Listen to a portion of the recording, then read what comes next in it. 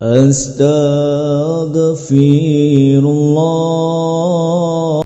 Bismillahirrahmanirrahim. Assalamualaikum warahmatullahi wabarakatuh. Alhamdulillah, salatu wassalamu ala rasulillah wa ala alihi wa sahbihi wa mawalah, wa la hawla wa la quwata illa billahi wa ba'du.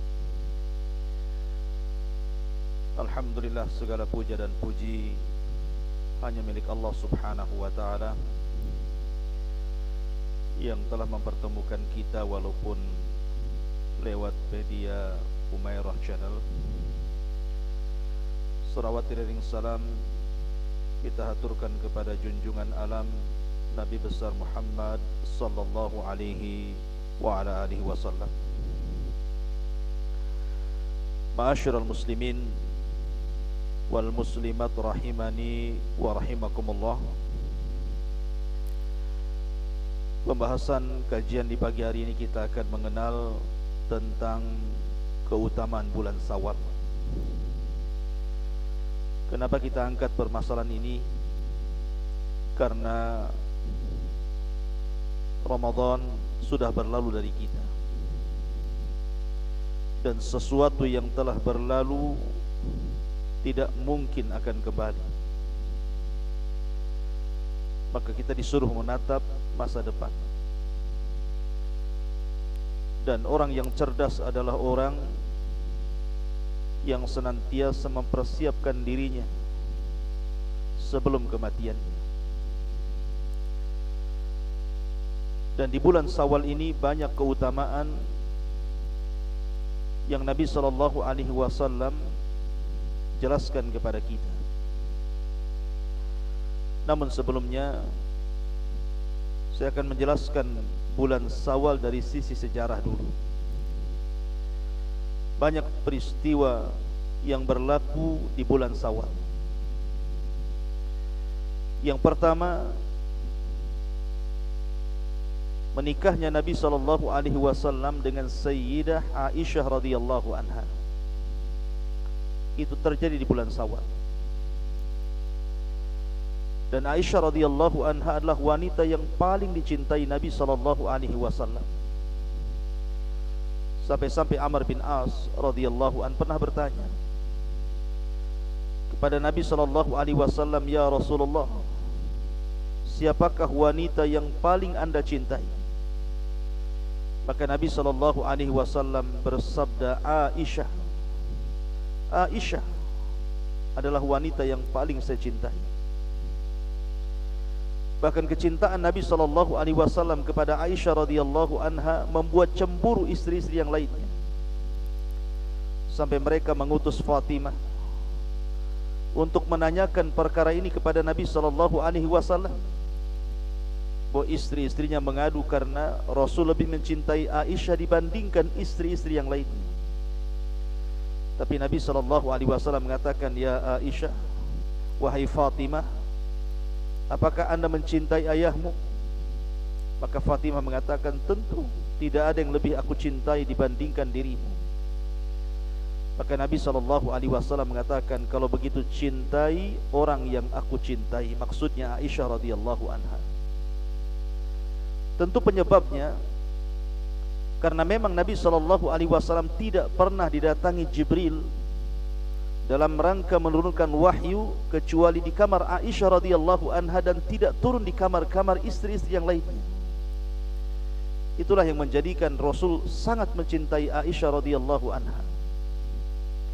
Bahkan Imam Zuhri rahimahullahu ta'ala ketika menyebutkan tentang keistimewaan Aisyah radhiyallahu anha, beliau mengatakan, kalau seluruh wanita-wanita Arab dikumpulkan, kemudian dibandingkan ilmu mereka dengan ilmu Aisyah radhiyallahu anha, tentu ilmu Aisyah menjangkau seluruh ilmu wanita-wanita Arab.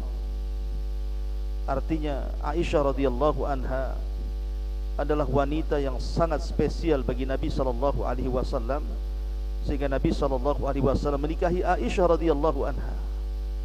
Terlebih beliau adalah putri daripada Siddiqul Akbar, Abu Bakar Siddiq radhiyallahu anhu, satu-satunya laki-laki yang paling dicintai Nabi SAW setelah putrinya Aisyah radhiyallahu anha.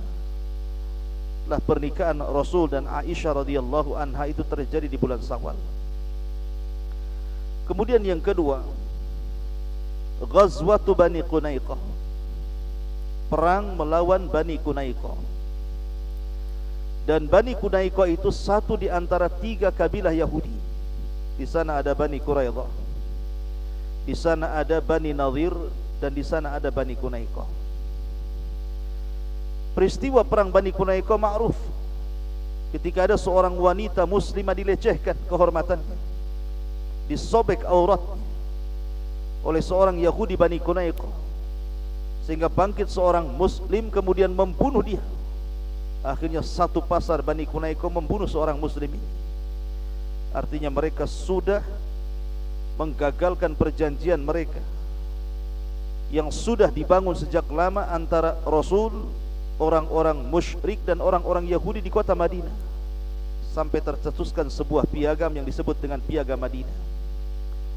Lah karena orang-orang Bani Qunaiqah ini sudah merobek perjanjian itu, maka Nabi SAW menyerang Bani Qunaiqah, dan Bani Qunaiqah mengalami kekalahan, dan itu terjadi di bulan Syawal.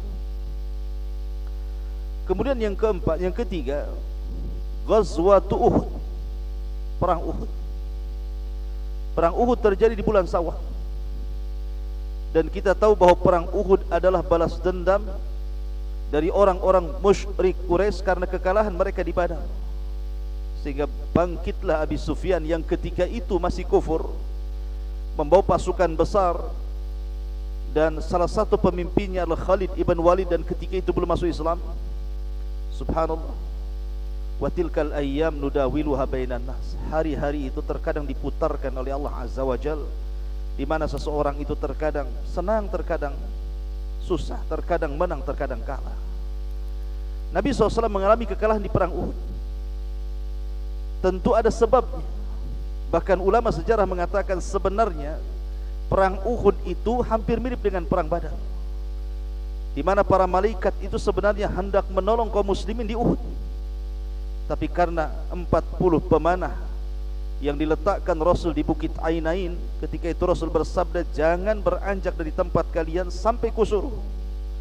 Tapi karena sebagian mereka tergoda dengan ghanimah harta rampasan perang, mereka pun turun dan mengindahkan apa yang harusnya mereka lakukan dari perintah Nabi SAW. Mereka tidak peduli dengan perintah Rasul karena tergiur dengan dunia ghanimah. Sebab itulah penyebab kekalahan. Makanya kenapa Nabi SAW mengatakan kelak di akhir zaman umat Islam yang mayoritas akan dikepung oleh umat-umat kafir yang minoritas. Salah satu penyebabnya adalah hubbud dunya wa karahiyatul maut, karena cinta dunia. Itu pula yang menyebabkan kekalahan di perang Uhud. Lah perang Uhud ini terjadi di bulan Syawal. Kemudian juga mati syahidnya Hamzah bin Abdul Muttalib. Hamzah bin Abdul Muttalib ma'ruf Asadullah, singa dari singa-singa Allah Subhanahu wa ta'ala. Dia mati syahid di bulan Syawal. Dan kita tahu bahwa ketika Hamzah ini masuk Islam, maka Islam semakin jaya, karena orang-orang kafir Quraisy siapa dan mengetahui siapa Hamzah itu, kedudukan mereka, kedudukan Hamzah di hadapan mereka, mereka paham. Makanya ketika Hamzah masuk Islam, menguatkan kaum muslimin, karena dia dikenal keberaniannya dan ketangguhan dalam perang. Tapi Allah Subhanahu wa ta'ala berkehendak lain. Hamzah kemudian meninggal mati syahid di tangan seorang budak namanya Wahsy. Dan Wahsy ini akhirnya masuk Islam. Kemudian dia merasa bersalah karena melihat kesedihan Nabi SAW apabila disebutkan tentang wafatnya Hamzah. Makanya dia ingin membalas kesedihan Rasul dengan kebahagiaannya. Sehingga di zaman Abu Bakar Siddiq radhiyallahu an, ketika Abu Bakar mau pasukan besar melawan Musailamah al-Kadzdzab, si nabi palsu itu, maka Wahsyilah pembunuh Nabi palsu Musailamah al-Kadzdzab. Dulu dia membunuh orang yang paling dicintai Rasul, kemudian dia balas dengan membunuh orang yang paling dibenci Nabi SAW. Kemudian juga banyak peristiwa, ada namanya Ghazwatu Hamral Asad, itu juga terjadi di bulan Syawal. Kemudian Sariyah Salim ibn Umar untuk membunuh Abi Afaq, itu juga terjadi di bulan Syawal. Termasuk juga perang Bani Salim, itu pun terjadi di bulan Syawal. Dan yang terakhir pada tahun ke-8 perang Hunain, itu pun terjadi di bulan Syawal. Dan perang Hunain ini perang bersejarah, karena banyak ketika itu kabilah-kabilah yang tadinya musyrik berbondong-bondong datang kepada Rasul, kemudian masuk Islam. Sehingga ketika tragedi perang Hunain ini, banyak orang-orang yang baru masuk Islam, mereka terlibat dalam jihad. Sehingga sebagian mereka bangga karena banyaknya pasukan, sementara pasukan musuh sedikit. Makanya di awal peperangan, perang ini sempat mengalami kekalahan, tetapi di akhir perang Allah menangkan perang ini. Dan subhanallah, dalam perang ini Nabi SAW dianugerahkan ghanimah yang sangat besar, melebihi perang-perang yang lain. Sehingga Nabi SAW berusaha dengan harta rampasan perang itu melembutkan hati-hati tokoh-tokoh orang-orang yang baru masuk Islam supaya istiqamah. Dan sebab perang ini pula lah muncul seorang tokoh yang kelak akan menjadi cikal bakal Khawarij. Siapa dia? Dzul Khuwaisirah. Muncul di sini ketika Nabi SAW membagi-bagikan ghanimah harta rampasan perang, dilebihkan kepada orang-orang yang mu'allafatu qulubihim, yang ingin dilembutkan hati-hati mereka. Dan kebanyakan orang-orang berasal dari Mekah, orang-orang muhajirin. Maka Dzul Khuwaisirah tidak terima dan mengatakan, ya Muhammad i'dil, wahai Muhammad adilah dalam pembagian. Nabi sampai murka dan mengatakan, illam adil faman ya'dil, kalau aku tidak adil siapa yang lebih adil? Kemudian orang ini berlalu dan Rasul mengatakan, ingat, dari pundak orang ini akan muncul orang-orang semisal dia, yang meremehkan solat kalian dibandingkan solat mereka, bacaan Quran kalian dibandingkan bacaan Quran mereka, tetapi mereka membaca Quran tidak sampai di tenggorokan mereka. Mereka melesat dari Islam seperti melesat anak panah di busurnya. Ma'asyiral muslimin yang dimuliakan Allah Azza wa Jalla, lah peristiwa-peristiwa ini terjadi di bulan Syawal.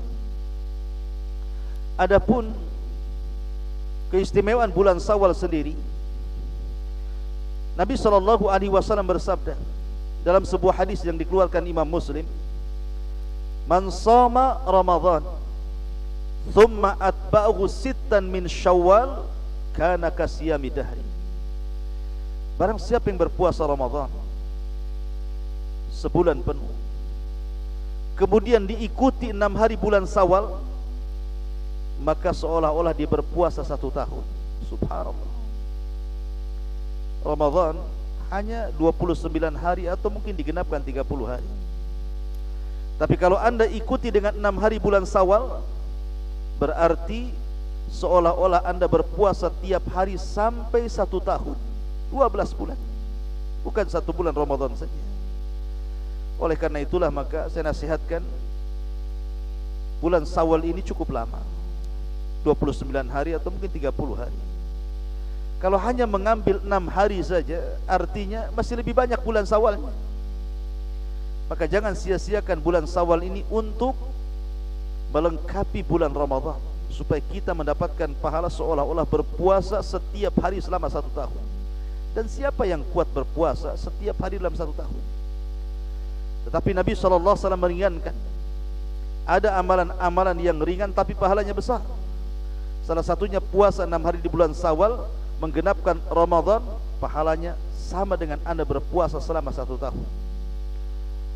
Adapun tentang masalah orang-orang yang mungkin masih memiliki hutang bulan Ramadan, memang terjadi silang pendapat tentang apakah dia harus membayar puasa Ramadan dulu ataukah Syawal dulu baru kemudian Ramadan. Ada yang mengatakan bahwa tidak mengapa anda Syawal dulu baru mengqadha Ramadan. Terutama wanita-wanita haid, pasti di bulan Ramadan dia akan membatalkan puasanya 1 minggu atau 5 hari atau 6 hari sesuai dengan kebiasaan haidnya. Alasannya boleh mendahulukan Syawal dibandingkan Ramadan karena qada Ramadan itu waktunya muasa, masih panjang, ada 1 tahun sampai Sya'ban tahun depan. Tapi Syawal ini sifatnya mudayyak, waktunya sangat sempit, karena hanya 1 bulan di bulan Syawal saja. Kalau orang luput puasa Syawal tidak bisa dilakukan di bulan Dzulqa'dah, di bulan Dzulhijjah ataupun Muharram. Tapi kalau orang luput tidak mengqada Ramadan di bulan Syawal, dia bisa mengqada di bulan Dzulqa'dah, Dzulhijjah, Muharram, dan begitu seterusnya. Sebagian ulama mengatakan boleh mendahulukan Syawal baru kemudian mengqada Ramadan. Tapi sebagian yang lain mengatakan tidak. Bagaimanapun yang wajib lebih diutamakan dibandingkan yang sunnah. Al-wajib muqaddam ala sunnah. Maka bayar dulu puasa Ramadan, kemudian Anda puasa Syawal, dan tentu ini yang paling baik. Karena masih memungkinkan kalau Anda umpamanya seorang wanita yang haid hanya 1 minggu Anda tidak puasa, Anda bisa qada di bulan Syawal, kemudian Anda melakukan puasa 6 hari di bulan Syawal. Tapi kalau karena waktunya terlalu mepet, maka dibolehkan Anda melakukan 6 hari puasa di bulan Syawal, kemudian baru mengqada Ramadan sampai Sya'ban tahun depan.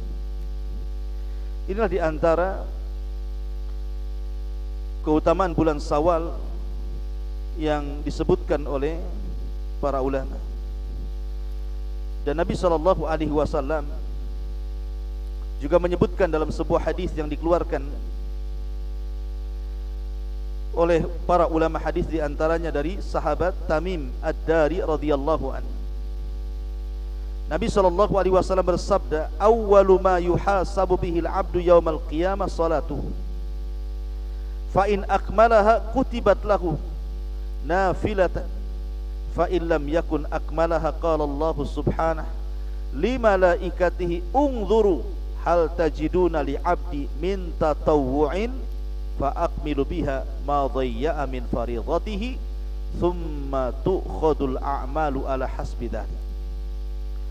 Kata Nabi SAW, awal yang pertama kali dihisab seorang hamba pada hari kiamat adalah solat dulu. Solat yang pertama dihisab. Itu kalau urusan hak kita dengan Allah. Tapi kalau hak kita dengan hamba, tentu urusan darah.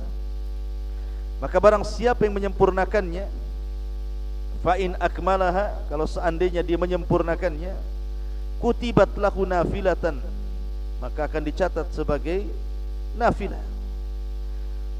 Fa in lam yakun akmalaha, tetapi kalau seandainya kurang sempurna melaksanakan kewajiban itu, seandainya mungkin solatnya terkadang kurang khusyuk, mungkin solatnya terkadang ya malas-malas, maka Allah Subhanahu wa ta'ala akan berfirman kepada para malaikatnya, lihatlah kepada hambaku ini, apakah dia banyak mengerjakan perkara-perkara sunnah, solat-solat sunnah, rawatib, ataupun puasa-puasa sunnah. Kalau seandainya dia menyempurnakan hal itu, maka sempurnalah kewajibannya. Tapi kalau seandainya dia melalaikannya, maka akan berkuranglah kewajibannya, dan itu akan dibalas sesuai dengan amalnya. Oleh karena itulah maka perkara-perkara sunnah ini bisa menyempurnakan yang wajib. Maka jangan sampai meninggalkan puasa 6 hari di bulan Syawal. Ma'asyiral muslimin yang dimuliakan Allah Subhanahu wa ta'ala, adapun secara umum puasa sendiri adalah amalan yang luar biasa. Sampai-sampai Nabi SAW menyebutkan di sorga itu ada 1 pintu khusus bagi orang-orang yang berpuasa. Kata Nabi SAW, "Inna fil jannati bab yuqalu lahu rayyan." Di sorga itu ada 1 pintu yang disebut dengan babur rayyan, pintunya rayyan. Yadkhulu minhu shaimuna yaumal qiyamah, di mana orang-orang yang ahli puasa akan masuk dari pintu ini. La yadkhulu minhu ahadun ghairahu. Adapun selain orang yang ahli puasa tidak mungkin masuk dari pintu ini. Makanya pintu ini akan diletakkan para penyeru dan mengatakan, "Aina shaimun, aina shaimun?" Di mana orang yang ahli puasa? Di mana orang yang ahli puasa? Fayaqumun, maka orang yang ahli puasa akan berdiri.